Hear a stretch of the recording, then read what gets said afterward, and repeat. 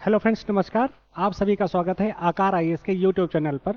मैं मनीष आप सभी का स्वागत करता हूं। दोस्तों, आप सभी को मैं सूचित करना चाहूँगा कि आज का जो द हिंदू है, जो 2 दिन से द हिंदू नहीं आ रहा था, उन सभी इम्पॉर्टेंट आर्टिकल्स को उसमें एसिमुलेट किया गया है। उन आर्टिकल्स की भी डिस्कशन की जाएगी जो आर्टिकल्स आप सभी के लिए बहुत इंपॉर्टेंट हैं, आपकी मुख्य परीक्षा के लिए इंपॉर्टेंट हैं।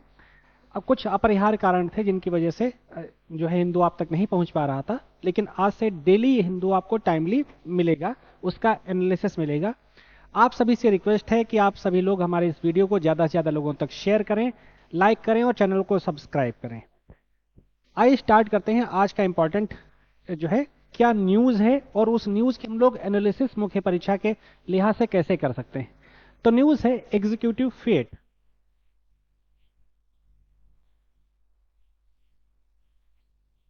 ठीक है ना।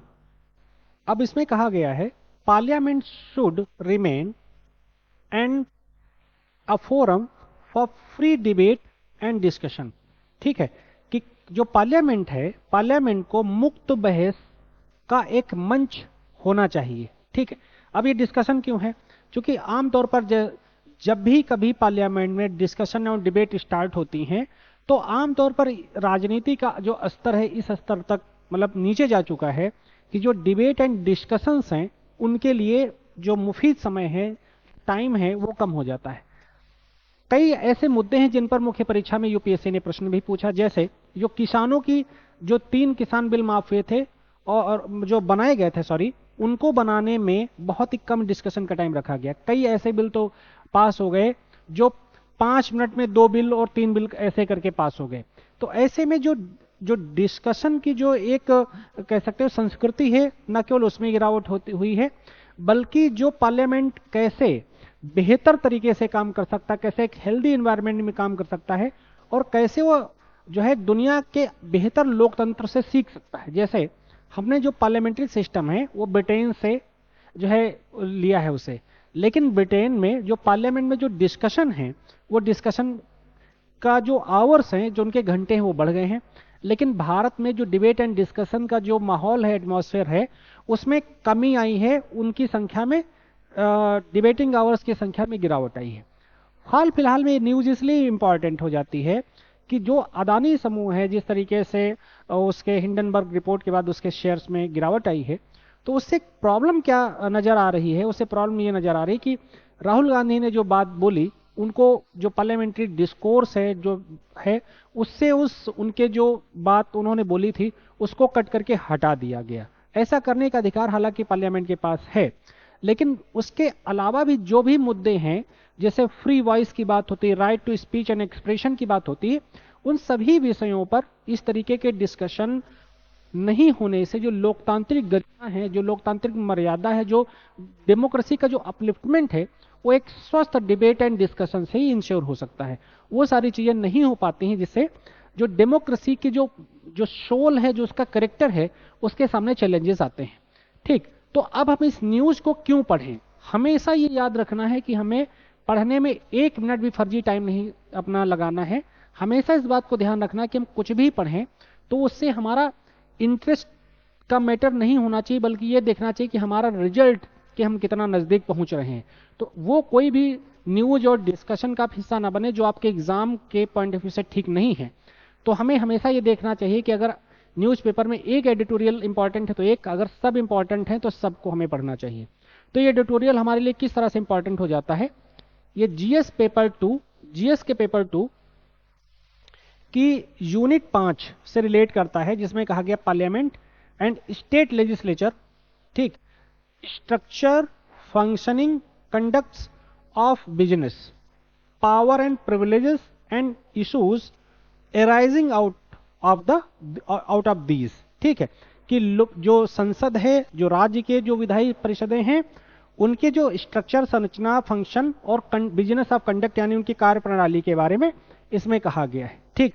अब देखिए क्वेश्चन कैसे पूछे गए। वैसे तो बहुत क्वेश्चन पूछे गए, लेकिन मैंने एक प्रश्न को लगाया है, क्योंकि ये प्रश्न लगाने का उद्देश्य भी है कि आर्टिकल 105 में संसदीय विशेषाधिकारों की बात की गई है, संसदीय विशेषाधिकारों की बात करी गई है। और ये संसदीय विशेषाधिकारों का मतलब क्या है कि जो पार्लियामेंट के हाउस के अंदर जो अपनी बात खुले तौर पर अपने जो राजनीतिक क्षेत्र है उसके प्रतिनिधि के तौर पर आपको कहने की हक है। ठीक वही बात नहीं, बल्कि जो नेशनल डिस्कोर्स में जो इश्यूज हैं उन इश्यूज को पर भी आप अपनी बात खुले तौर पर रख सकते हैं, जब तक कि वो बात किसी की व्यक्तिगत मतलब उसके सम्मान का सवाल, या कह सकते हो कि पार्लियामेंट की जो प्रोसीडिंग्स उससे बाधित ना होती हो, किसी व्यक्ति की डिग्निटी या पार्लियामेंट की डिग्निटी पर सवाल ना खड़ा होता हो, तब तक आपको ये संसदीय विशेषाधिकार मिले हुए हैं। और ये बहुत से विशेषाधिकार हैं जिनके बारे में आर्टिकल 105 में चर्चा है। तो क्वेश्चन पूछा गया, यूपीएससी ने क्वेश्चन पूछा, संसद और उसके सदस्यों की शक्तियों और विशेषाधिकार जैसे कि संविधान की धारा 105 में परिकल्पित हैं, संसदीय विशेषाधिकारों के विधिक संहिताकरण के कारणों का आकलन कीजिए। जो उसका जो लीगल कोडिफिकेशन है उसके कारणों का आकलन कीजिए। इस समस्या का समाधान कैसे निकाला जा सकता है हमें यह भी बताइए। ठीक, तो देखिए जो आपका आर्टिकल है उसकी जो मेन थीम है, जो हमेशा मैं लिखता हूं, क्योंकि कोई भी चीज आप पढ़ते हो तो कई बार आपको इस थीम से ही कुछ क्वेश्चंस का आंसर या कमेंट देने में आसानी हो जाती है। तो एक तो पॉइंट आपको यही मिल जाता है, जो सब हेडिंग है कि संसद को मुक्त बहस, फ्री जो डिस्कशन, चर्चा का मंच बना रहना चाहिए। अगर पार्लियामेंट में ही डिस्कशन और डिस्कोर्स अगर ठीक तरीके से नहीं होते हैं तो फिर लोकतंत्र की जो आत्मा है उस पर चोट होती है। इसलिए विपक्ष को दूसरी सरकार भी बोला जाता है दोस्तों। कैसा बोला जाता है? दूसरी सरकार उसे कहकर संबोधित किया जाता है। अब देखिए, जैसे राहुल गांधी के विशेषाधिकार के हनन का मामला अगर एक तरीके से देखा जाए तो है आर्टिकल 105 का, जहां पर उनके जो उन्होंने बात बोली उसको प्रोसीडिंग से हटा दिया गया, उसको रिकॉर्ड से हटा दिया गया। हालांकि उसको हटाने की प्रक्रिया है, लेकिन क्या उस पर डिस्कशन प्रॉपर होना चाहिए था? क्या सरकार को उस पर बहस नहीं करवानी चाहिए थी? क्या जो जेपीसी कमीशन की मांग है उसको नहीं होनी चाहिए थी? होनी चाहिए थी। वो चर्चा के विषय हो सकते हैं, ठीक, लेकिन इस लिहाज से जो आर्टिकल जो संबोधित करता है, आइडेंटिफाई कर रहा है, वो बहुत इंपॉर्टेंट है। सदस्यों को कार्यपालिका के प्रति जवाबदेह होना चाहिए। ठीक, जवाबदेह होना चाहिए। जो सदस्यों को, जो मेंबर्स हैं, उनको पार्लियामेंट के प्रति जवाबदेह होना चाहिए। जैसे कहा जाता है, अनुच्छेद 75 सेक्शन 3 में लिखा है कि जो पार्लियामेंट के लोग हैं वो सामूहिक रूप से किसके प्रति उत्तरदायी होते हैं? मंत्रिपरिषद सामूहिक रूप से किसके प्रति उत्तरदायी है? लोकसभा के प्रति उत्तरदायी होती है। ठीक, तो कहा गया संसद सदस्यों को कार्यपालिका के प्रति जवाबदेह ठहराने तथा विशेषाधिकारों के बीच गतिरोध देखा गया है कि जो उनकी अकाउंटेबिलिटी है और जो उनके स्पेशल राइट्स हैं, ठीक, विशेषाधिकार हैं, उनके बीच में एक कॉन्ट्रडिक्शन देखा गया है। ये बात देखो, आप इसको प्रॉपर लिख सकते हो एग्जाम में। ठीक, कहा गया धन्यवाद प्रस्ताव पर राहुल गांधी के भाषणों के अंशों को हटाया गया। ठीक, ये एक न्यूज अभी चल रही है। अध्यक्ष का अधिकार व दायित्व सदस्यों पर अनावश्यक नियंत्रण लगाने के बजाय सदस्यों के प्रति संतुलित रहें और उन्हें संसद की गरिमा की रक्षा करनी चाहिए। अब देखिए, ये पॉइंट सजेशन में आप इसको लिख सकते हो। जो बात आर्टिकल बोल रहा है, इसको पॉइंट को आप सजेशन में लिख सकते हो। यानी कि जो पार्लियामेंट का अध्यक्ष है, ठीक, अध्यक्ष का जो अधिकार है कि वो सदस्यों पर अनावश्यक नियंत्रण लगाने के बजाय, यानी कि जो चीजों पर जरूरी नहीं है उस पर सदस्यों पर नियंत्रण ना लगाएं, उस पर राजनीतिक जो है मोटिवेशन से काम ना करें, पॉलिटिकल मोटिवेशन से काम ना करें, बल्कि कोशिश करें कि जो सदस्य हैं वो संतुलित तरीके से काम करें और जो संसद की गरिमा है, डिग्निटी ऑफ पार्लियामेंट है, वो मेंटेन रखें। ये बेसिक काम है पार्लियामेंट हेड का, यानी कि पार्लियामेंट के अध्यक्ष का ये काम हो जाता है। आगे कहा गया विधानसभा और लोकसभा की बहसों की संख्या अब काफी घट गई है। जो मैंने इस विचार को आपको सामने शेयर करने से पहले ही बताया कि ब्रिटेन से हमने पार्लियामेंट्री सिस्टम सीखा और ब्रिटेन ने अपने पार्लियामेंट्री सिस्टम में बहुत सारे चेंजेस कर दिए हैं, लेकिन हमने वो चेंजेस नहीं करे हैं। हमारे यहाँ का जो पार्लियामेंट्री सिस्टम है एज इट इज चला आ रहा है, और बल्कि जो है कोविड के दौरान हमने देखा कि जो है सदन ही नहीं चला, और अब जो डिस्कशन है उनका जो टाइम ऑफ पीरियड है उसमें जो है गिरावट आई है। तो इससे जो संसदीय जो कह सकते हो कि विशेषाधिकारों का हनन एक पॉइंट इसमें हो सकता है हालांकि, लेकिन इसके अलावा जो दूसरी इंपॉर्टेंट चीज है डेमोक्रेसी के बारे में, अगर डेमोक्रेसी के स्ट्रेंथिंग के बारे में बात करें, उसकी मजबूती के बारे में बात करें, तो उसमें गिरावट आती प्रतीत होती है सिंबॉलिकली। ठीक है, संसद जो बहस के स्तर में भी गिरावट आई है, यानी कि जिन मुद्दों पर बहस होनी चाहिए उन मुद्दों पर बहस ना होकर जो अनर्गल, जो अनयूजुअल, जो प्रैक्टिस के मुद्दे हैं, जिनका कोई दूर दूर तक देश के विकास और उत्थान से मतलब नहीं है, उन विषयों पर जो डिस्कोर्स और डिस्कशन या आपस में नोकझोंक देखने को मिलती रहती है, जो कि अच्छी बात नहीं है, जो संसदीय गरिमा के लिए चुनौती है। फिर जो बहुमत का मत है, मतलब जो बहुमत का शासन है, उसका दुरुपयोग नहीं किया जाना चाहिए। यानी कि अगर कोई भी सरकार अगर फुल मेजॉरिटी में काम कर रही है, फुल मेजॉरिटी में है, तो उसे बहुमत के राज का या बहुमत में होने का मिसयूज नहीं करना चाहिए, ये बोला जा रहा है। आगे कहा जा रहा है, ब्रिटेन से संसदीय प्रक्रिया से हम ये सीख सकते हैं, परंतु भारतीय संसद के समक्ष अभी भी चुनौतियां बनी हुई हैं। कि बहुमत के दुरुपयोग का मतलब ये भी हुआ कि ब्रिटेन में एक चीज और है कि अगर आप किसी पार्टी में हैं और अपने ही पार्टी के विरोध में आपको किसी मुद्दे पर आपको लगता है कि ये मुद्दे पर हमारी पार्टी सही डायरेक्शन में नहीं है, तो आप इंडिविजुअली उसके विपक्ष में जा सकते हो, जबकि अपने यहाँ हिंदुस्तान में नहीं जा सकते हो। हिंदुस्तान में आप अपनी पार्टी के विरोध में मत नहीं दे सकते हो, ठीक। फिर जैसे मैंने आगे में बता रहा हूं, जैसे हिंडनबर्ग जैसे किसी भी विषय पर चर्चा के दौरान विपक्ष के सवालों का जवाब को पाने अथवा अन्य संदर्भों में मध्यस्थता करनी चाहिए। किसको मध्यस्थता करनी चाहिए? लोकसभा अध्यक्ष को मध्यस्थता करनी चाहिए। लोकसभा अध्यक्ष को विपक्ष, उसको क्या होना चाहिए? बेसिकली लोकसभा जो अध्यक्ष है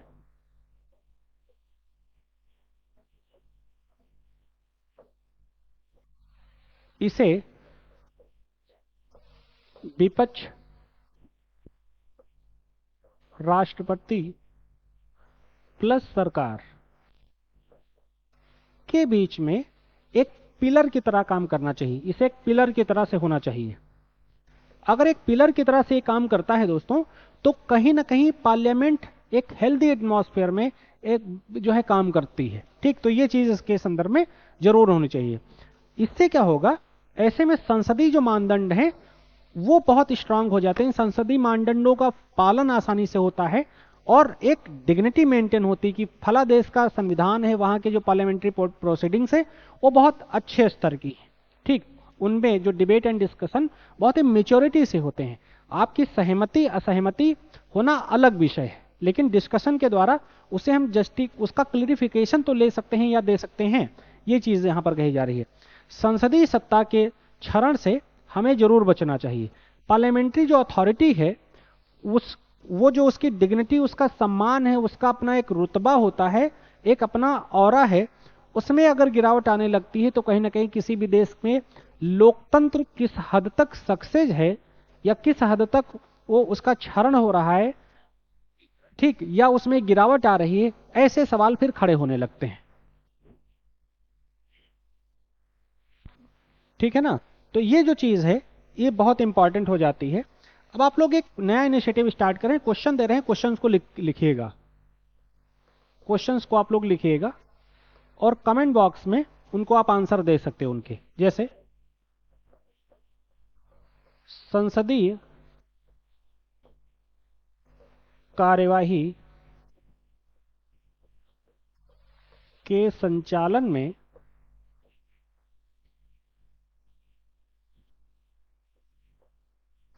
सत्ता पक्ष विपक्ष के मध्य लोकसभा एक सेतु ब्रिज की भांति कार्य करता है। चर्चा कीजिए, चर्चा कीजिए, ठीक है। तो ये क्वेश्चन है, इस पर आप लोग लिखिएगा, ट्राई करिएगा कि आप लोग क्या लिख सकते हैं। इस पर बहुत ही बढ़िया तरीके से आप लोग लिख पाएंगे होपफुली, ठीक।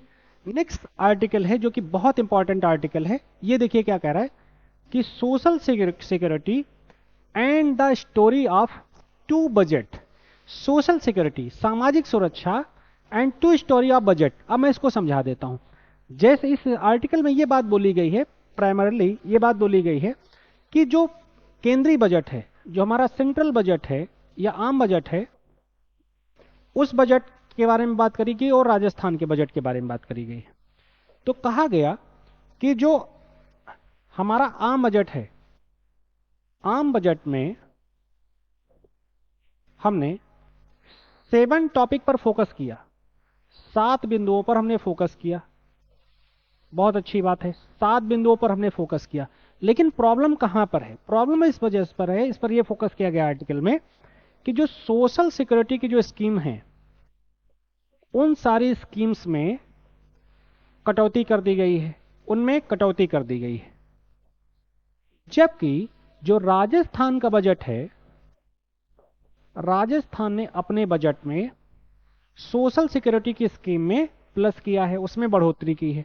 जैसे जो विडोज पेंशन स्कीम्स हैं, जो एल्डर्स की पेंशन स्कीम्स हैं, एजिंग की प्रॉब्लम से जो लोग गुजर रहे हैं, उनके लिए जो पेंशन स्कीम्स हैं, एक तो उनमें एक ही चैलेंज है कि बहुत से सालों में, 10-15 सालों में, उनमें प्रतिशत में हम देखें तो बहुत कम उनके जो है उस पेंशन में ग्रोथ हुई है। एक तो ये चैलेंज है। तो इंपॉर्टेंट क्या हो जाता है? इंपॉर्टेंट ये हो जाता है कि अगर उस हम पेंशन या उस तरीके के एफर्मेटिव एक्शंस को क्लोज कर देते हैं, तो उनकी जो एक इंटरनल जो सिक्योरिटी एक तरीके से होती है कि हाँ हमें इतना पैसा उस महीने में मिल जाएगा, वो चीज़ ब्रीच हो जाती है। तो उनके अंदर जो कॉन्फिडेंस है वो नहीं रह जाता। प्लस जो सरकार का जो उद्देश्य है लोक कल्याणकारी राज्य की संकल्पना का, वो ब्रीच होता है। ठीक, तो ऐसे में मैं समझता हूं कि जो सोशल सिक्योरिटी स्कीम्स हैं होना चाहिए। जैसे मनरेगा है, मनरेगा का जो बजट है, ठीक, मनरेगा का जो बजट है, उस बजट को पिछले साल की तुलना में कम कर दिया गया है, इसमें भी कमी लाई गई है।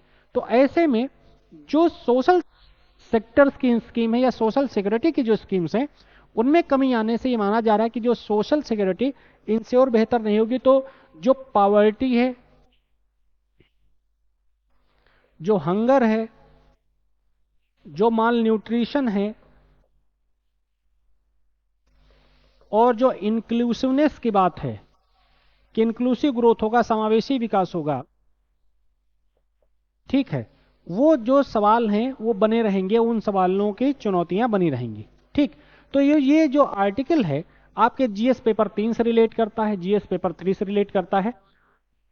उसकी यूनिट है inclusive growth and issue arising from it. ठीक, कि जो समावेशी विकास और उससे संबंधित उभरते हुए मुद्दे, ठीक, एक यूनिट है। प्लस जीएस पेपर 3 में यूनिट 3 है गवर्नमेंट बजट।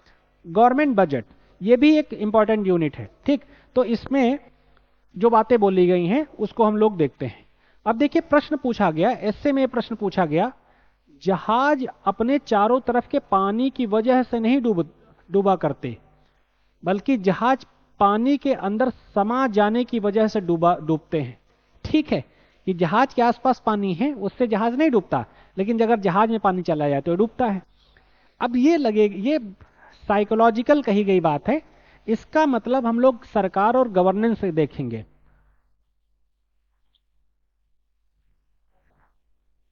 कि सरकार और गवर्नेंस इसके बारे में क्या बोलते हैं। ठीक, तो यहां जहाज एक सिंबॉलिक टर्म है। देखो, गवर्नमेंट है, गवर्नमेंट का गोल क्या है? गुड गवर्नेंस,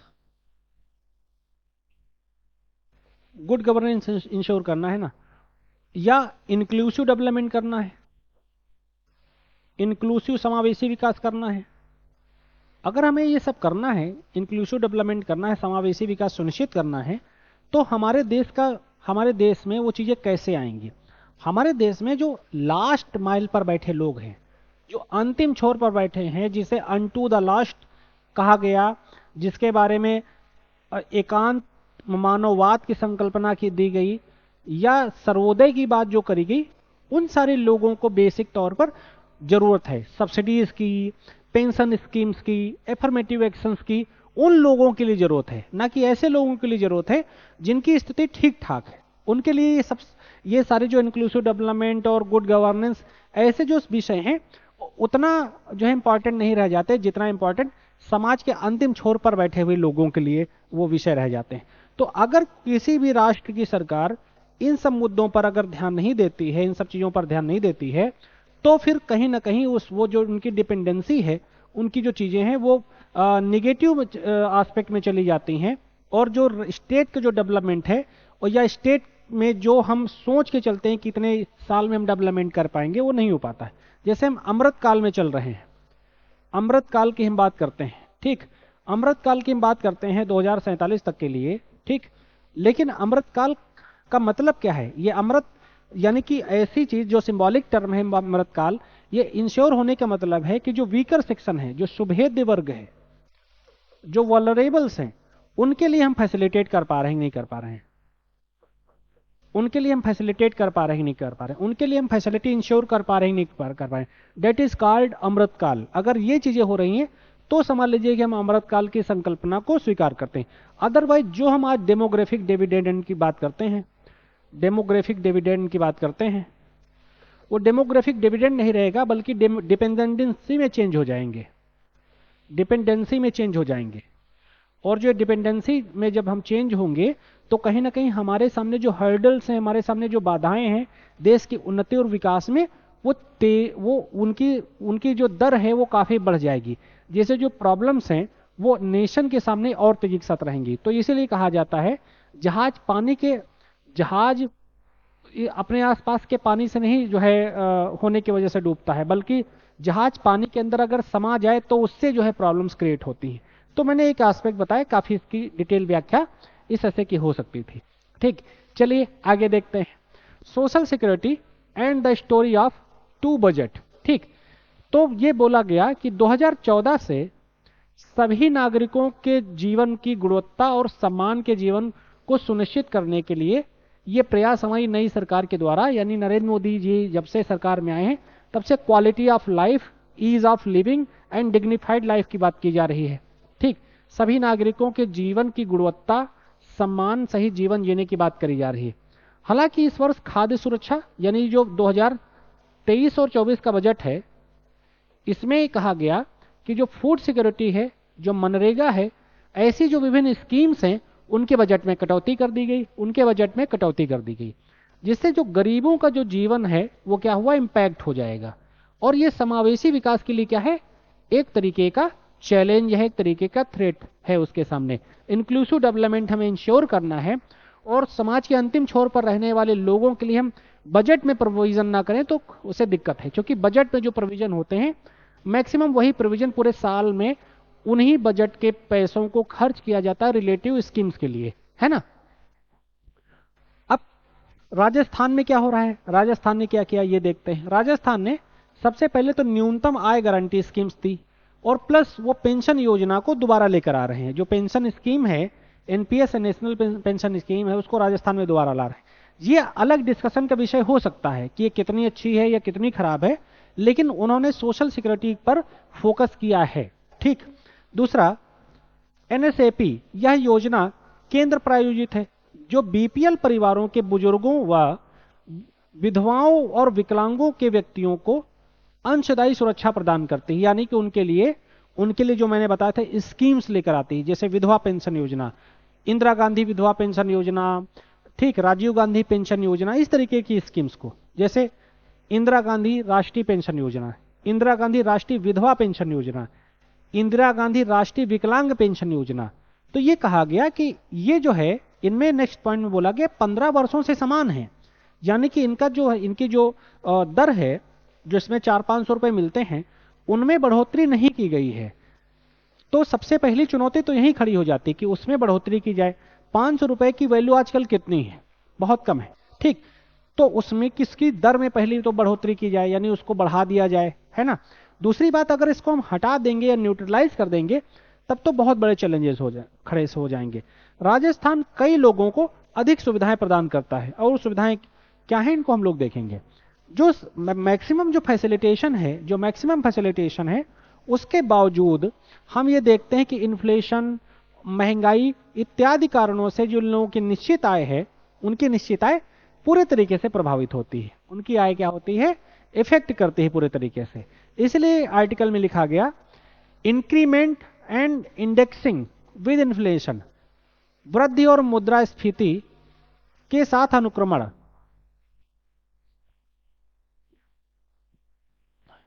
वृद्धि और मुद्रास्फीति के साथ अनुक्रमण। ठीक, तो इसमें क्या कहा गया कि जो सामाजिक क्षेत्र हैं, सामाजिक क्षेत्र के व्यय को सूचीबद्ध करने की विफलता ने कमजोर लोगों को और भी हाशिए पर ला दिया है। यानी कि जो सोशल सेक्टर की स्कीम्स हैं उनमें अगर हम खर्च करने की दर को घटा देंगे तो फिर क्या होगा, जो कमजोर वर्ग हैं, कमजोर वर्ग के लोग हैं, उनको और तेजी से वो लोग हाशिए पर आ जाएंगे और ये जो प्रॉब्लम है और तेजी के साथ बढ़ती चली जाएगी। ठीक, कहा गया 2007 से 2023 तक के आंकड़े लिए गए। उसमें कहा गया कि जो मुद्रास्फीति की जो दर है, मुद्रास्फीति की जो दर है वो 6.95% की दर से लगातार बढ़ती है, मेंटेन है एक तरीके से। तो इन्फ्लेशन इस तरीके से मेंटेन है तो उससे काफी जो है दिक्कत है। अब एक सवाल और खड़ा किया गया कि जब जयराम रमेश कांग्रेस सरकार में मंत्री थे तो उस दौरान भी एक इनिशिएटिव स्टार्ट हुआ था और अभी भी वो चीज लाई जा रही कि जो पार्लियामेंटेरियन है वो अपने एक दिन का पैसा, एक दिन का जो सैलरी है वो इन लोगों के लिए दान करेंगे। तो उन्होंने कहा था कि ये एक मजाक की तरह से है, ये एक उनके साथ किया गया क्या है, क्रूर मजाक है, उन्होंने ये शब्द यूज किया। हालांकि इस तरीके का शब्द आप अपने मेंस की कॉपी में ना लिखिएगा, लेकिन इससे आपकी समझ बनती है और आर्टिकल पढ़कर आप अपनी अंडरस्टैंडिंग को डेवलप करते हो। ठीक, कि क्रूर मजाक इसलिए कि उनके लिए एक दिन का पेंशन देकर आप कितना पैसा जुटा लोगे और देश में जितने प्रतिशत लोग वृद्ध हैं, क्या उनके लिए ये पैसा, या विकलांग है या विडोज हैं, उनके लिए पैसा जो है मुफीद है। एक सिंबॉलिक तो हो सकता है कि हाँ होना चाहिए, लेकिन एक सिंबॉलिज्म के चक्कर में आप उनकी जो उनके एस्पिरेशंस हैं, जो उनकी महत्वाकांक्षाएं, उनकी जो जरूरतें हैं, नीड्स हैं, उनके साथ एक तरीके का भद्दा मजाक है, अकॉर्डिंग टू जयराम रमेश। ठीक, कहा गया बुजुर्गों, महिलाओं व पेंशन भोगियों को संकट की दृष्टि से देखा जा रहा है। यानी कि जो इन्फ्लेशन तेजी के साथ बढ़ रहा है, अगर कोई आदमी पेंशन भोगी भी है तो पेंशन भोगी की जो सैलरी है वो फिक्स रहती है, उसमें उस तरह स्तर का बदलाव नहीं होता, तो उसके ऊपर जो इन्फ्लेशन का या रिसेशन का जो इम्पैक्ट है वो सबसे ज्यादा पड़ता है। ठीक, तो ऐसे सुभेद्य वर्ग जो है वो सबसे ज्यादा प्रभावित होते हैं। फिर आगे कहा गया केंद्र सरकार द्वारा आबादी का ज्यादा 30% सामाजिक सुरक्षा पेंशन पर केंद्रीय शासित योजनाओं को दिया जाता है। यानी कि केंद्र सरकार जो पैसा मिलता है, केंद्र सरकार वो आबादी के 30% जो है उसमें से वो सोशल सिक्योरिटी स्कीम्स के नाम पर किसको दिया जाता है, केंद्र शासित प्रदेशों को वो देता है। फिर कहा गया 2013 में राजस्थान ने 55 वर्ष से ऊपर के आर्थिक रूप से कमजोर महिलाओं को और 18 वर्ष से ऊपर के पुरुषों को, ठीक है, पेंशन के लिए पात्र बनाकर पेंशन भोगियों को कवरेज प्रदान करने का उद्देश्य रखा है। ठीक, और इसमें उन्होंने कहा कि 40% विकलांगों को भी शामिल किया जाना चाहिए। तो एक बहुत ही अच्छा इनिशिएटिव है जिसमें 55 ईयर के ऊपर के आर्थिक रूप से कमजोर वर्ग के महिलाएं और 58 साल के ऊपर के अगर कमजोर वर्ग के जो पुरुष हैं उनको शामिल किया जाएगा, और जो इसमें जो डिसेबल्ड हैं, जो विकलांग हैं, उनको भी शामिल रखा जाएगा। आगे कहा गया आर्टिकल में कि न्यूनतम शर्त सम्मान सुनिश्चित करना चाहिए। ठीक, कम से कम उन्हें मिनिमम जो उनकी स्टीम है, उनका सम्मान है, उनको इंश्योर करना होगा।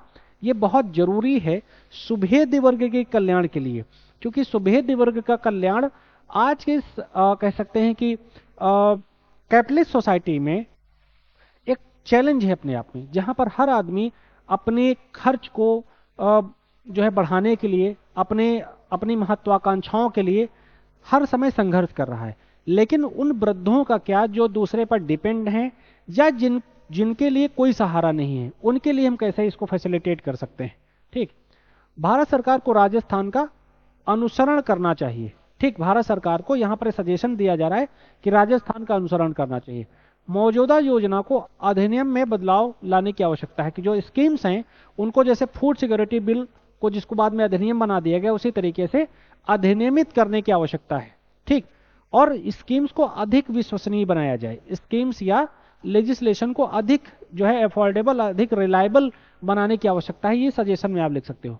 और कहा गया कि जवाबदेही को मजबूत किया जाए। जवाबदेही को कैसे मजबूत किया जाए? जो directive principle of state policies हैं, डीपीएसपी है ना, इसमें अकाउंटेबिलिटी की तो बात करी गई है कि राज्य कहीं ना कहीं जिम्मेदार होंगे, राज्यों की ये नैतिक, ये राजनीतिक या नैतिक या संवैधानिक जिम्मेदारी होगी कि वो जनता का कल्याण इंश्योर करेंगे। जनता का कल्याण वो कैसे इंश्योर करेंगे? जबकि वो अपनी कल्याणकारी जो नीतियों के माध्यम से खर्च करेंगे, और प्रशासनिक स्तर पर, राजनीतिक स्तर पर उनकी अपनी अकाउंटेबिलिटी होगी लोक कल्याण करने की, है ना। फिर कहा गया समान कानूनी सुरक्षा मजबूत करना, ठीक, कि जो जो लॉ, जो कॉमन, जो लॉ के बेसिस पर जो सिक्योरिटी है उसको हमें मजबूत करना पड़ेगा, कल्याणकारी कानून बनाने पड़ेंगे।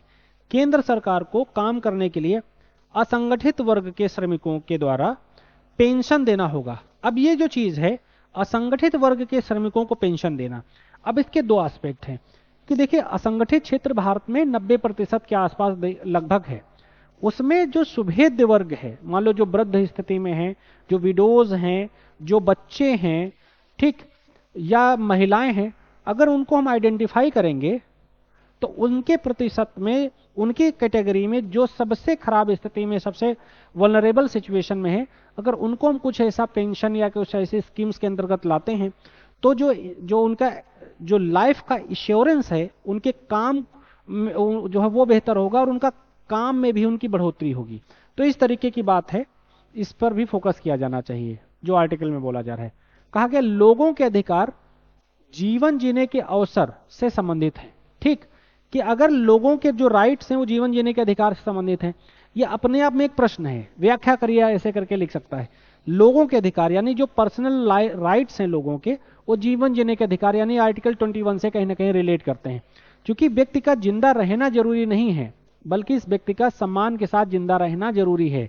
ये राज्य की जिम्मेदारी है, ये प्रशासन की जिम्मेदारी है कि उनको उन स्कीम्स का, उन सुविधाओं का लाभ, सुविधा इंश्योर की जानी चाहिए, ठीक।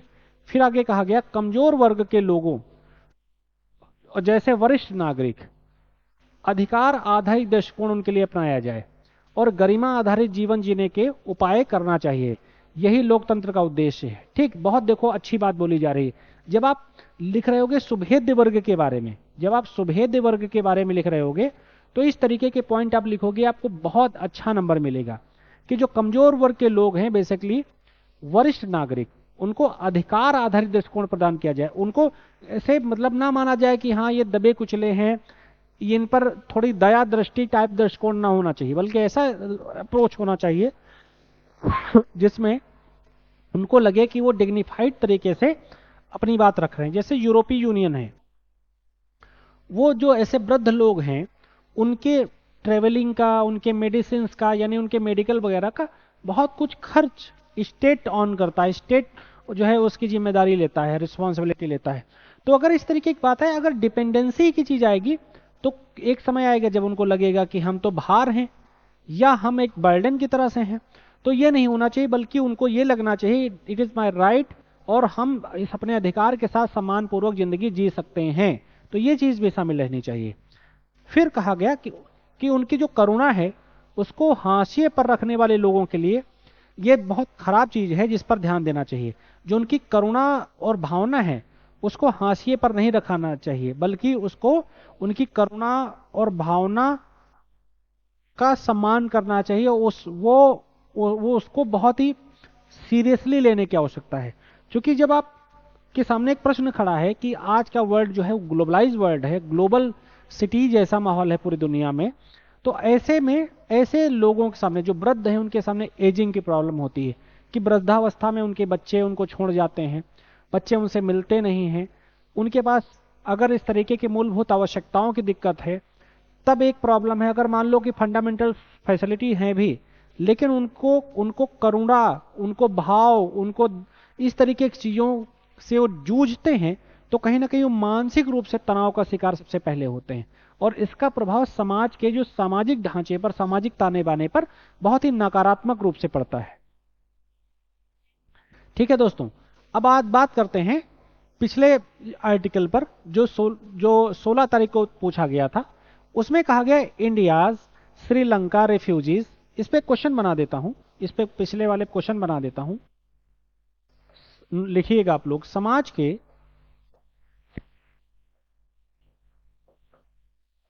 सुभेद वर्ग के कल्याण के लिए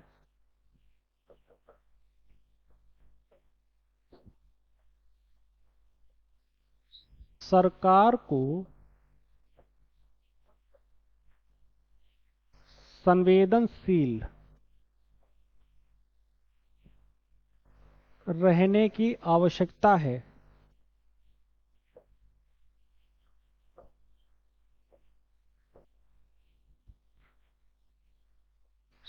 समावेशी विकास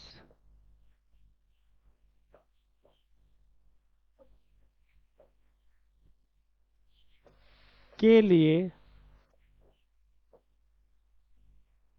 अपरिहार्य शर्त है कि सुभेद्य वर्ग को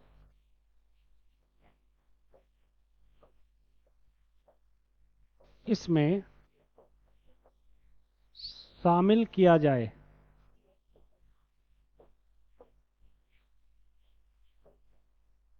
टिप्पणी कीजिए।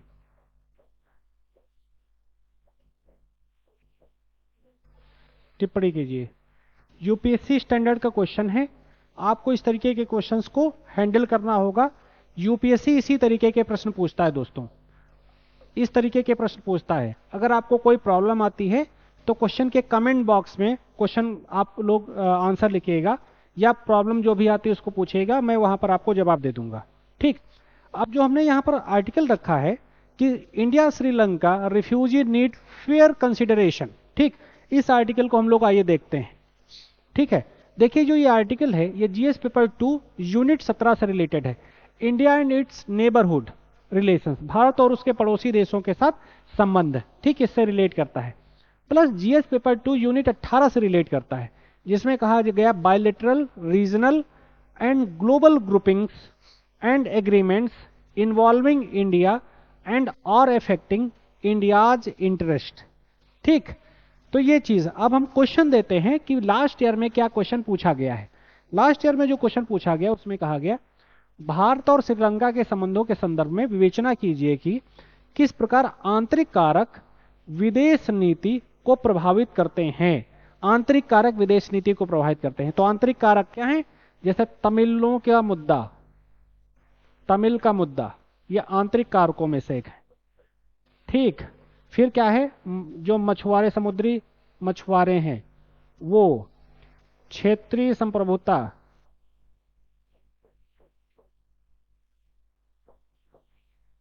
ठीक, ये सब जो सब चीजें हैं ये बेसिकली आंतरिक मुद्दों में से एक चीजें हैं।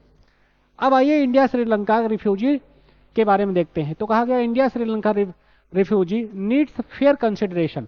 कहा गया एक स्थायी समाधान लाने की आवश्यकता है रिफ्यूजीज के बारे में। एक स्थायी समाधान जो शरणार्थी स्थिति से राहत प्रदान करना जिसमें आवश्यक हो। ठीक, ऐसा समाधान हमें ढूंढने की आवश्यकता है। देखिए ये बात बोली कि जैसे श्रीलंका में तमिलों के साथ जो प्रॉब्लम है वो शिफ्ट होकर इंडिया आ जाएं, लेकिन इंडिया में भी वो अगर एक रिफ्यूजी की तरह, शरणार्थी की तरह रहें तो कहीं ना कहीं उनके सामने चैलेंज बना रहेगा। तो उसको हमें फिक्स करना पड़ेगा, उसका एक हमें परमानेंट सोल्यूशन या परमानेंट सेटलमेंट उसमें हमें करना होगा। ठीक, कहा गया श्रीलंका में जो गृह युद्ध हुआ उसके 14-15 साल हो गए हैं, कई लोग मारे गए उसमें। तमिल मुद्दा भारत सरकार के साथ कई विषय और लेकर जुड़ा हुआ है। ठीक, कि तमिल मुद्दा जो तमिलों की समस्या है वो अपने आप में एक एथनिक प्रॉब्लम भी है, नरजातीय समस्या भी है, जो हमारी क्षेत्रीय संप्रभुता, सुरक्षा के लिए भी खतरा उत्पन्न करती प्रतीत होती है। और दो देशों के बीच में जो पॉलिटिकल रिलेशंस हैं, जो राजनयिक संबंध है, डिप्लोमेटिक रिलेशंस हैं, उनके सामने भी एक चैलेंज खड़े करता है। कहा गया 2021-22 की जो गृह मंत्रालय की, होम मिनिस्ट्री की जो रिपोर्ट है उसमें कहा गया कि 1983 से 2012 के बीच में, ठीक, 3,04,269 श्रीलंकाई भारतीय शरणार्थी भारत में प्रवेश कर गए। ठीक, और उनको आश्रय या रियायती जो है व्यवस्थाएं, ठीक, शैक्षणिक सहायता, चिकित्सा देखभाल इत्यादि पहुंचाई गई। यानी कि 3,04,269 जो शरणार्थी इंडिया आए 1983 से 2012 के बीच में, उनको इंडिया ने भारत में न केवल प्रवेश दिया बल्कि आश्रय दिया, रियायती व्यवस्थाएं प्रदान करी, एजुकेशन दिया, मेडिकल फैसिलिटीज एक्सेट्रा उन्हें प्रोवाइड करी।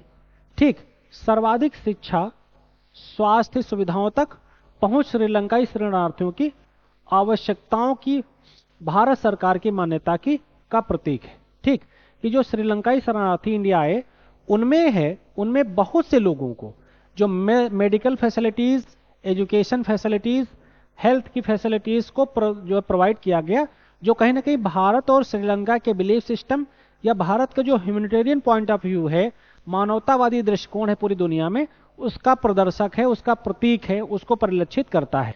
ठीक, कहा गया वैश्विक परिदृश्य में सतत सहायता सर्वोत्तम प्रथाओं का उदाहरण।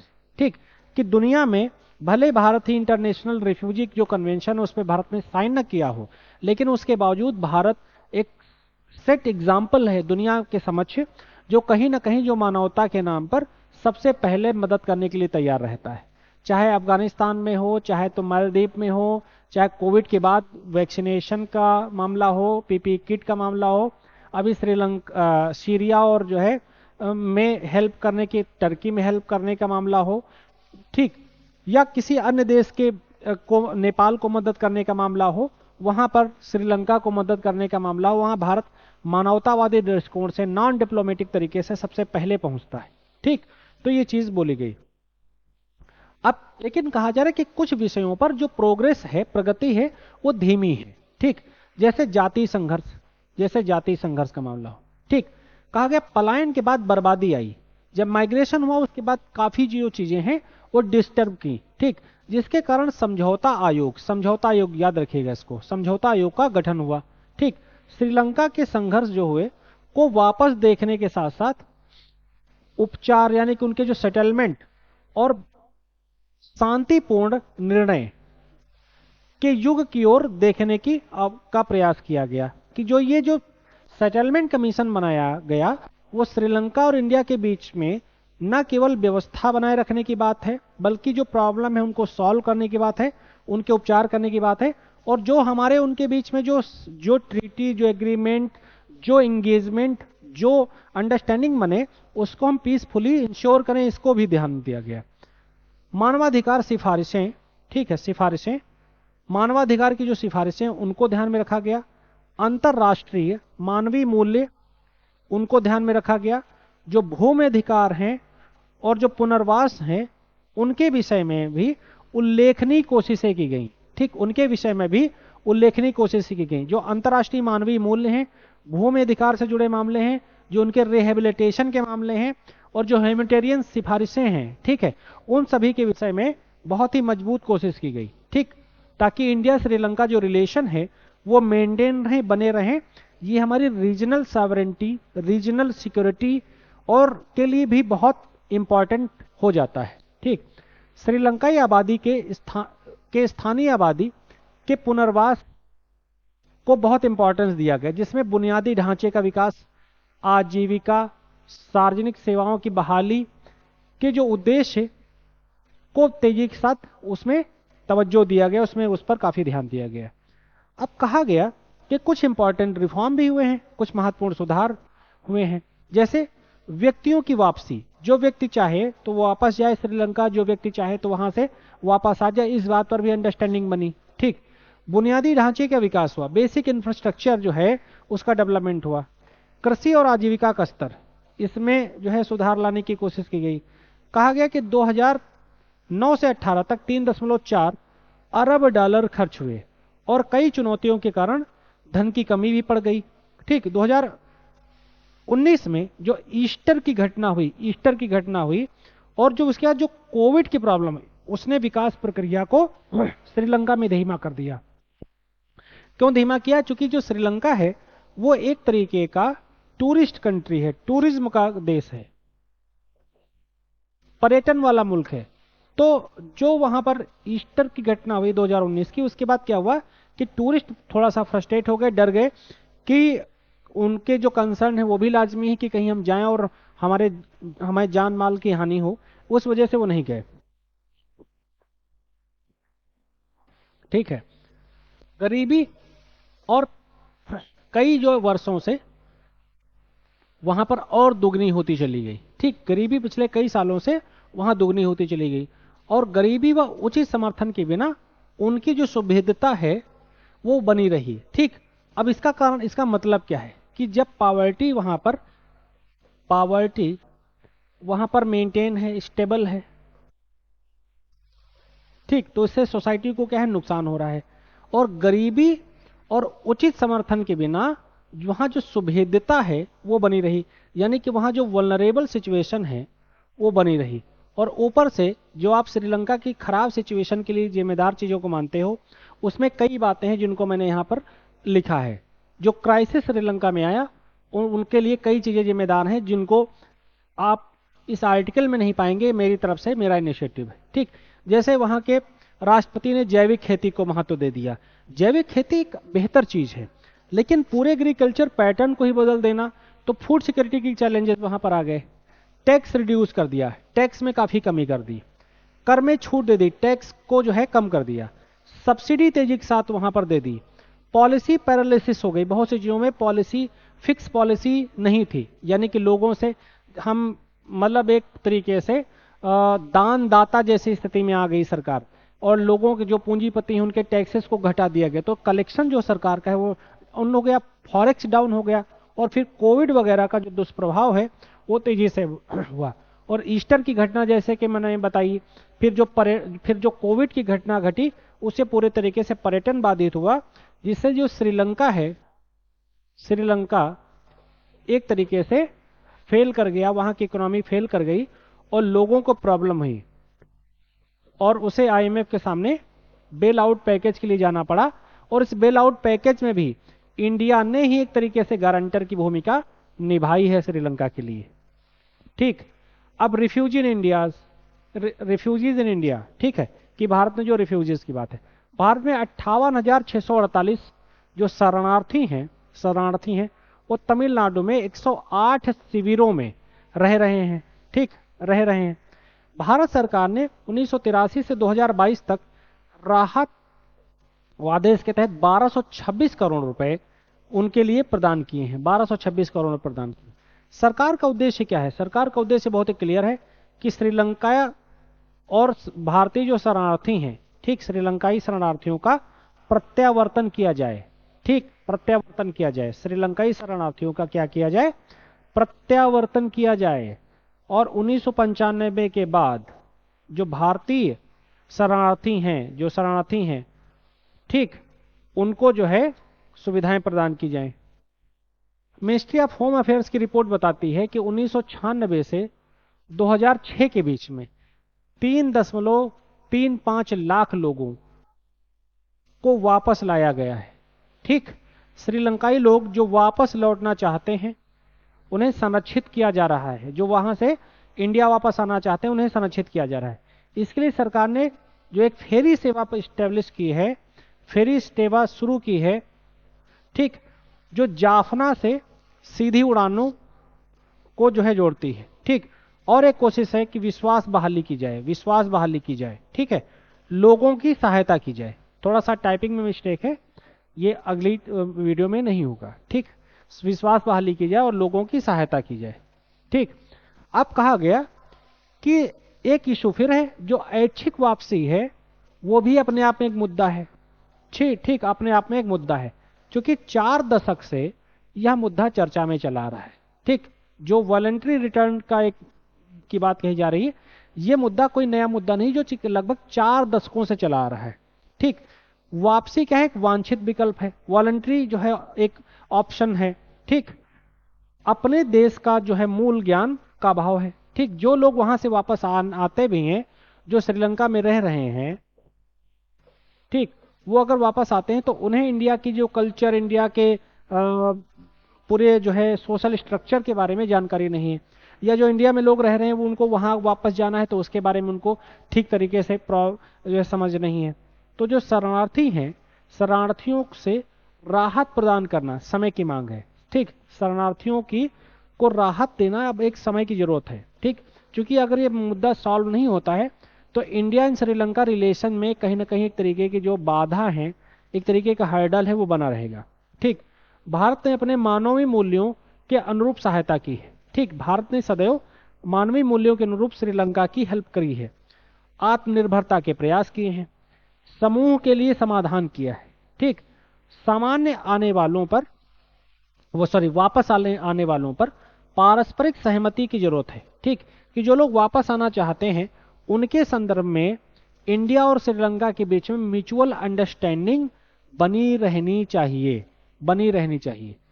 ठीक, उनके बीच में एक सहमति बनी रहनी चाहिए। ठीक, अब एक वन लाइनर न्यूज है, परहियाज ट्राइबल इन झारखंड। तो कभी ऐसा क्वेश्चन पूछ लिया जाए कि परहियाज कहां पाए जाते हैं, तो आप इनको जवाब देंगे कि झारखंड में पाए जाते हैं। अब एक सुप्रीम कोर्ट ने कमेंट किया है, सुप्रीम कोर्ट ने कमेंट किया है कि governor should not inter in political arena. ठीक, कि जो गवर्नर हैं, जो राज्यपाल हैं, उनको राजनीतिक परिदृश्य में शामिल नहीं होना चाहिए। जो कि आपको पता है Sarkaria commission, Punchhi commission, Rajamannar commission, ये सब जो है इस बात को सजेस्ट करते हैं कि जो गवर्नर्स हैं, जो राज्यपाल हैं, उनको राजनीतिक व्यक्ति नहीं होना चाहिए।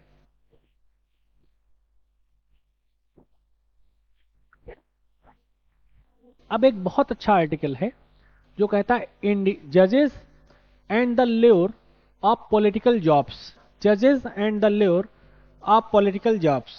ठीक, अब ये आर्टिकल हमारे लिए कहां से इंपॉर्टेंट होता है, किस स्तर पर इंपॉर्टेंट होता है, इसको देखते हैं।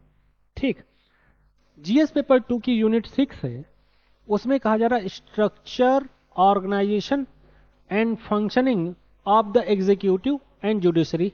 ठीक, फिर पेपर नंबर 2 की ही यूनिट नंबर 8 है, उसमें कहा जा रहा है appointments to various constitutional post, powers, functions and responsibilities of various constitutional bodies.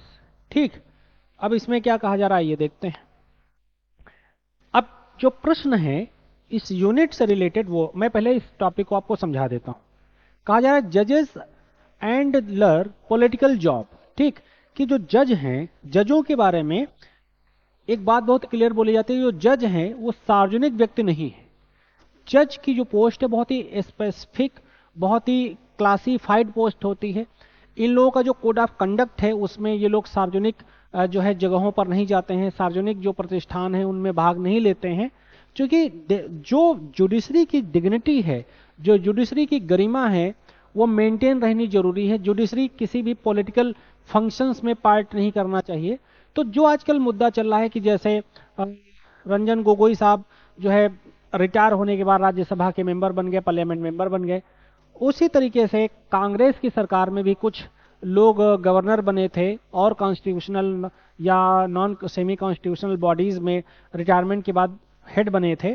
तो कहीं ना कहीं जो जो डिग्निटी है कॉन्स्टिट्यूशनल बॉडीज की, उसके सामने एक चैलेंज खड़ा होता है कि जो व्यक्ति, जो पोस्ट नॉन पॉलिटिकल है, जो पूरे कॉन्स्टिट्यूशन को एक तरीके से बैलेंस करती है, अगर पॉलिटिकल लीडर्स उनको किसी भी तरीके से उसके सामने कोई सवाल खड़ा करते हैं, कोई चुनौती खड़ी करते हैं, अगर वही लोग आफ्टर रिटायरमेंट इस तरीके से पार्ट करने लगेंगे पॉलिटिकल पार्टीज में के साथ जो है जुड़ने लगेंगे, तो कहीं ना कहीं उनकी जो इच्छाएं हैं, महत्वाकांक्षाएं हैं, वो बदलने लग जाएंगी। और वो इच्छाओं, महत्वाकांक्षाओं का दुष्प्रभाव जो है लोगों पर जो है पड़ेगा, समाज पर पड़ेगा। सामाजिक व्यवस्था और लोकतांत्रिक जो संस्थान है उनके सामने चुनौतियां खड़ी होती रहेंगी। ठीक, तो ये इस आर्टिकल का शोल है जो 2 यूनिट्स में आपको दिखेगा। अब देखिए क्वेश्चन क्या पूछा गया, यूपीएससी ने क्वेश्चन पूछा, अधिकार के साथ दायित्व तो बढ़ जाता है। अब सोचो कितना प्यारा क्वेश्चन है। कह रहा कि अधिकार के साथ दायित्व तो बढ़ जाता है। ठीक, अगर आपके पास अधिकार ज्यादा है तो आपकी रिस्पॉन्सिबिलिटी भी जो है ज्यादा बढ़ जाती है।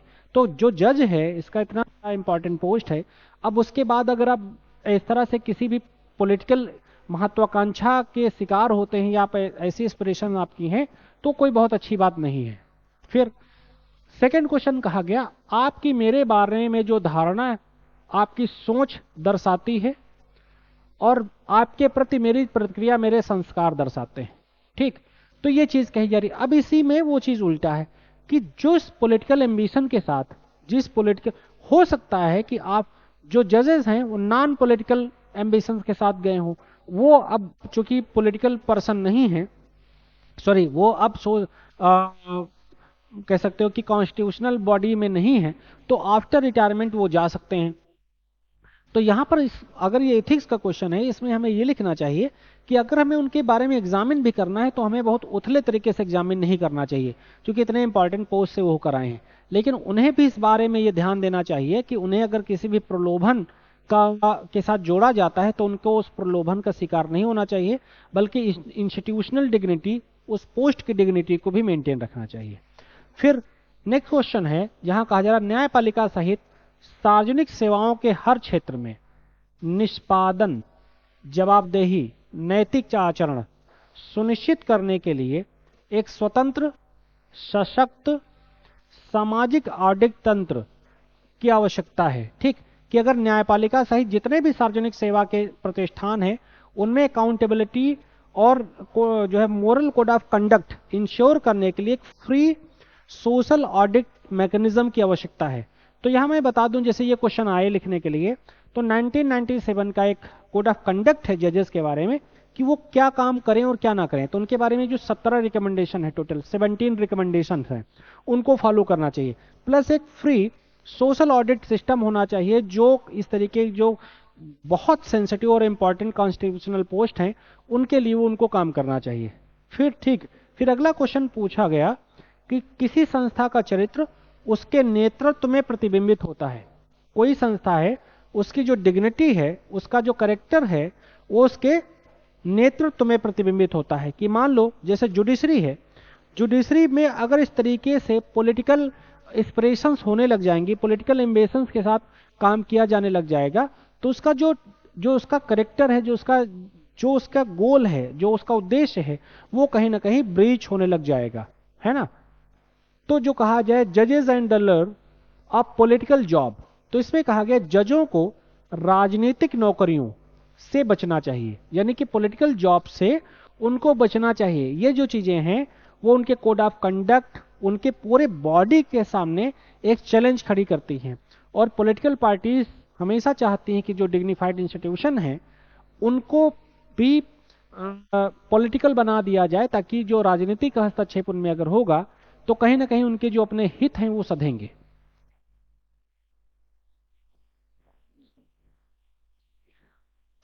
सुप्रीम कोर्ट के सेवानिवृत्त जजों को राज्यपाल बनाया गया, जो आजकल मुद्दा चल रहा है, जिसके बारे में मैंने बताया, जिसके कारण न्यायपालिका का अप्रत्यक्ष राजनीतिकरण होता दिखाई दे रहा है। ये याद रखिएगा, ये शब्द बहुत इंपॉर्टेंट है, होता प्रतीत होता है। न्यायाधीशों को हितों के संघर्ष और संस्थान की मर्यादा के संदर्भ में सोचना चाहिए। न्यायाधीशों को कैसे देखना चाहिए? हितों के संघर्ष के संदर्भ में और संस्थान की मर्यादा के संदर्भ में सोचना चाहिए। यह बहुत इंपॉर्टेंट बात बोली जा रही है। साथ ही जजों को कोड ऑफ कंडक्ट का पालन करना चाहिए। अब ये जो शब्द आपको कहां मिलेंगे कि अप्रत्यक्ष राजनीतिकरण उनका होना, जजों को न्यायाधीशों के हितों का जो संघर्ष है, कॉन्फ्लिक्ट ऑफ इंटरेस्ट है, और जो इंस्टीट्यूशन की जो डिग्निटी है, मर्यादा है, उसका ध्यान रखना चाहिए। जो आप इथिक्स में यूज करिए, पेपर 2 में लिखिए, ठीक है। फिर न्यायपालिका में राजनीतिक हस्तक्षेप, ठीक, सरकारों में भी देखने को मिलता है। ठीक, जो न्यायपालिका में जो राजनीतिक हस्तक्षेप है वो पूर्व की सरकारों में भी देखने को मिलता है। ऐसा नहीं कि आज ही किया गया, जो मैंने पहले ही आपको बताया। न्यायपालिका को उचित कार्यवाही के लिए स्वतंत्रता, स्वायत्तता के आधार पर कार्य करना चाहिए। अगर न्यायपालिका इस तरीके की राजनीतिक हितों की पूर्ति में लग जाएगी तो स्वतंत्र और ऑटोनोमस होकर काम नहीं करेगी, जिसका दुष्प्रभाव हमारे कॉन्स्टिट्यूशन पर पड़ेगा, हमारी पॉलिसी मेकिंग पर पड़ेगा, पॉलिसी इंप्लीमेंटेशन पड़ेगा, लोगों की पर्सनल जो फंडामेंटल राइट्स हैं उन पर भी पड़ सकता है, और उससे किसी एक वर्ग विशेष का ही हित सधेगा। पूरा जो लॉ मेकिंग की जो प्रोसेस वो इफेक्ट हो सकती है, जो कॉन्स्टिट्यूशन है वो इम्बैलेंस हो सकता है, कई चीजें हो सकती हैं। ठीक, बहुसंख्यक जनादेश राजनीतिज्ञों को प्रभावित कर सकता है, लेकिन न्यायाधीशों को स्वायत्तता और सशक्त होना चाहिए। ठीक, न्यायाधीशों को स्वायत्त होना चाहिए और सशक्त होना चाहिए। कि ये ठीक है कि कोई बहुसंख्यक पार्टी जो फुल मेजोरिटी में आ गई तो वो लोग थोड़ा सा कह सकते हो कि इम्बैलेंस हो गए, तो न्यायपालिका का काम है वो कानून बनाएंगे जो थोड़ा सा इम्बैलेंस होगी तो उसको ठीक कर देंगे। लेकिन अगर जुडिशरी ही अगर सशक्त नहीं रही, स्वायत्त नहीं रही और अकाउंटेबल नहीं रही अपनी जॉब के प्रति, तो किस तरीके के चैलेंजेस सामने आएंगे। आगे बोला गया अरुण जेटली ने कहा था, ठीक, अरुण जेटली ने कहा था कि सेवानिवृत्ति के बाद जजों की जो न्याय नियुक्तियों से बचना चाहिए। ठीक, सेवानिवृत्त जब जज सेवानिवृत्त हो जाएं तो उनको वैधानिक पदों पर नहीं रखना चाहिए या उनकी किसी भी प्रकार की नियुक्तियों से बचना चाहिए। ये इसके बारे में उन्होंने बहुत ही क्लियरली ये चीज बोली थी। उन्हें नैतिक जिम्मेदारी और पद की मर्यादा, चरित्र की नैतिकता दिखाना चाहिए। ये बात उन्होंने बोली थी, अरुण जेटली साहब ने बोली थी। उन्हें नैतिक जिम्मेदारी का ध्यान रखना चाहिए, पद की मर्यादा का ध्यान रखना चाहिए और चरित्र की नैतिकता भी दिखानी चाहिए कि भाई हमें देश ने, हमें उस पद ने, उस संस्था ने बहुत कुछ दिया है, तो ये उनका पर्सनल जो है यहाँ पर जो इच्छा शक्ति है वो वहां पर दिखनी चाहिए। जजों की भूमिकाओं के बीच सीमांकन करने की आवश्यकता है। ठीक, जजों की भूमिका को बहुत ही क्लियर कर देने की आवश्यकता है। ठीक, कि ताकि इस तरीके की जो राजनीतिक मोटिवेशन है उसका वो शिकार ना हो। ठीक है, सत्ता के पृथक्करण के सिद्धांत को बनाए रखने की आवश्यकता है। ठीक, जो सत्ता का जो पृथक्करण का सिद्धांत काम करता है, सत्ता का जो पृथक्करण का सिद्धांत काम करता है उसको बनाए रखने की आवश्यकता है। ठीक, कि जो कार्यपालिका, विधायिका और न्यायपालिका की जो कार्य प्रणाली है उसको व्यवस्थित ढंग से काम करने की आवश्यकता है। आगे कहा गया जो न्यायिक समुदाय है उसको ठोस निर्णय लेने की आवश्यकता है।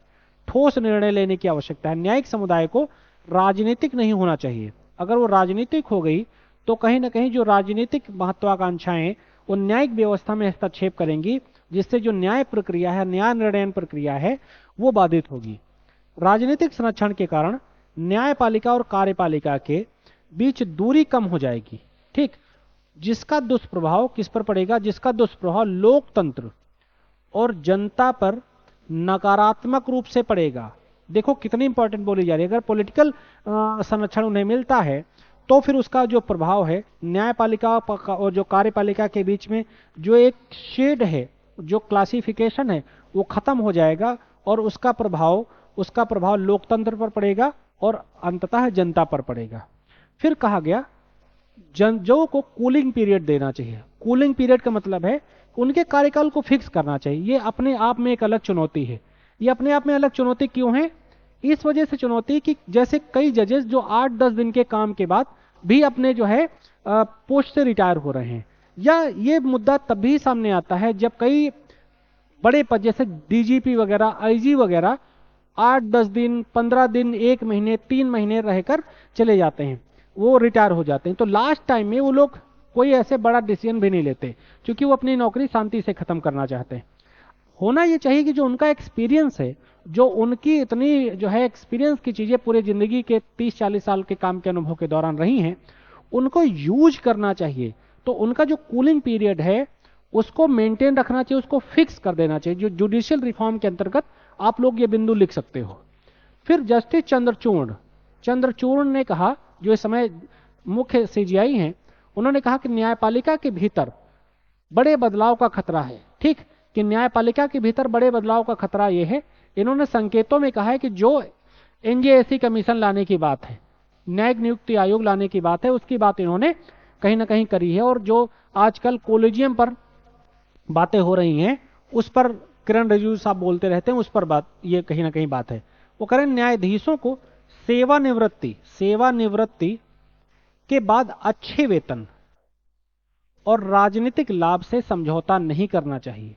बहुत ही क्लियरली बोल रहे हैं कि जो जजेस हैं उनको आफ्टर रिटायरमेंट अच्छे वेतन और राजनीतिक लाभ के लिए समझौता नहीं करना चाहिए, क्योंकि जब कोई व्यक्ति न्यायाधीश बनता है तो वह न्यायिक व्यवस्था को बनाए रखने तथा न्यायपालिका को मजबूत करने, अर्थात निष्पक्ष निष्पक्ष और स्वतंत्र न्यायपालिका को बनाए रखने के उद्देश्य से शपथ लेता है, शपथ लेता है।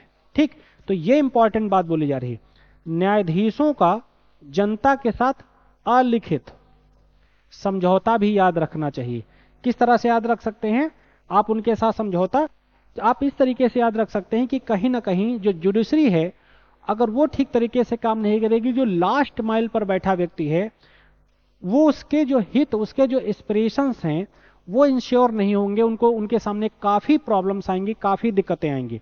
तो करना ये चाहिए कि जो जजेस हैं, जो कहीं ना कहीं देश की जनता उनको सबसे ऊपर मानती है कि हमें कहीं भी न्याय नहीं मिलेगा, हमें जुडिशरी से जरूर न्याय मिलेगा, तो इस तरीके की जो उनकी जो आंतरिक भावना है न्यायपालिका के प्रति, जो उनका सम्मान है, जो अंधविश्वास एक तरीके का है, वो एक तरीके से ब्रीच हो जाएगा।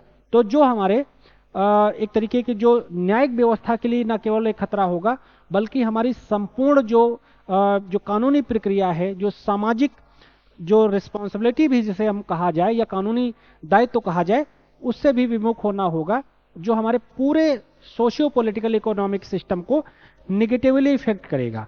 तो इससे उनको बचना चाहिए। दोस्तों, आज का वीडियो आपको कैसा लगा इसे कमेंट्स बॉक्स में जरूर बताएं, और आप लोगों से रिक्वेस्ट है कि डेली वीडियो को ज़्यादा से ज़्यादा बार देखिए, उसे लोगों को शेयर करिए, लाइक करिए। ये वीडियो आपको सिलेक्शन दिलाएगा, ये गारंटी मेरी है। थैंक यू वेरी मच, मिलते हैं नेक्स्ट वीडियो में।